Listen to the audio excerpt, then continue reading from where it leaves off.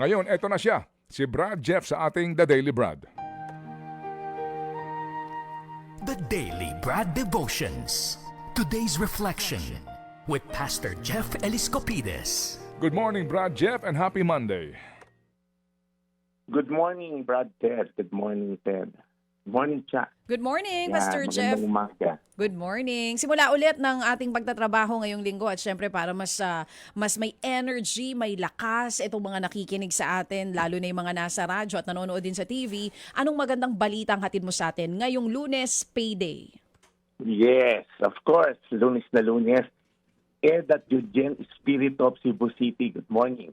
Alam mo, Chuck, Ted, maganda ngayon pag-usapan natin tungkol sa provision. Alam natin, isa sa pinakamalaking issue na laging pinagdasasal to. Bilang pastor, lagi kong nare-receive ng mga prayer requests. Tatlo lang yan eh. It's either, of course, issue sa pera, issue sa pangangatawan, sabihin kagalingan, at issue ng relationship. Pero yung pera lagi nasa top to eh. So pagka po tayo minsan nagdarasal at madalas nga po mga issue natin ay provision, wala po masama yan. Kasi isa nga po yan sa pangailangan natin. Pag tayo po nagdasal at giving natin parang tagal. Okay? At mayroong mga tao po na dito sa Biblia medyo ni-rebuke ni Jesus kasi ang kanilang pagdarasal ay masyadong performance kumbaga. Masyadong pinapakita sa tao na sila'y banal. Pinaparada pa yung pagdarasal and all. Nasa Matthew po yan.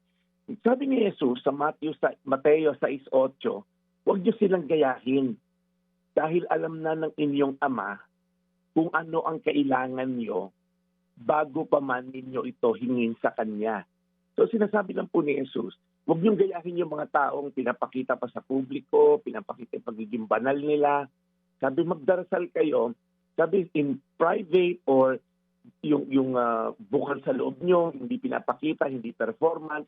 Kasi ito yung maganda sinabi, alam na kasi ng Ama sa langit yung kailangan mo bago mo pa ito ihingin.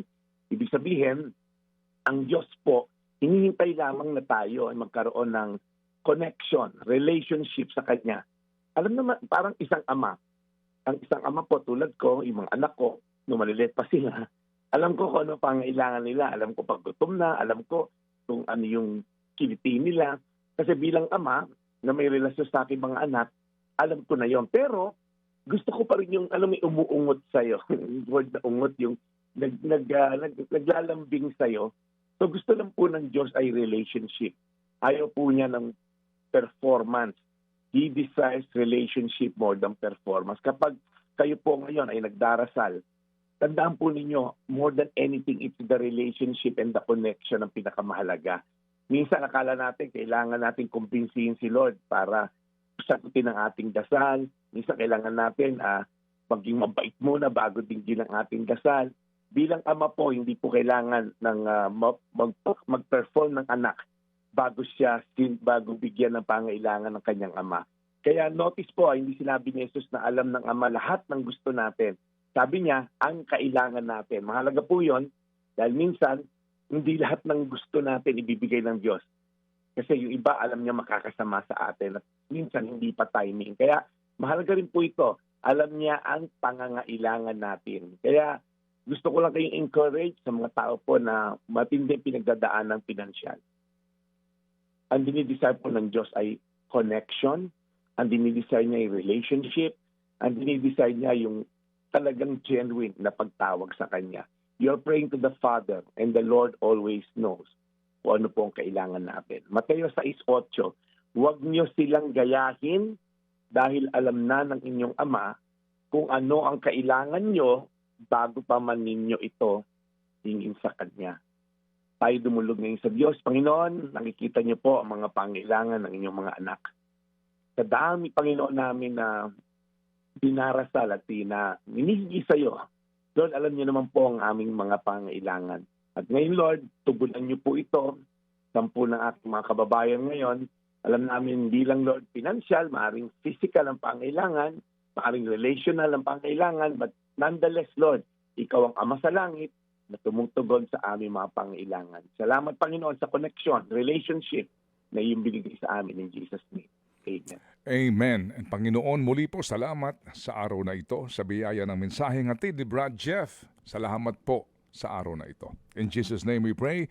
Amen. Amen, amen. Thank you, Brad Jeff. And we'll catch you tomorrow. Probably meron ka ng internet connection, but no problem. Still, Yes. the message is loud and clear. Yes, Brad Ted. Hopefully bukas maayos na internet natin. We'll see you tomorrow. Ito po yung Daily Brad, your daily dose of inspiration. And serving the people indeed. Mga kapatid, patuloy po kayong tumutok sa 105.9 True FM para sa totoong balita, impormasyon, music, and entertainment. Mag-subscribe sa aming YouTube channel at podcast at sundan nyo kami sa Facebook, Instagram, X at TikTok sa True Network PH. Bisitahin din po ang aming official website, truefm.ph.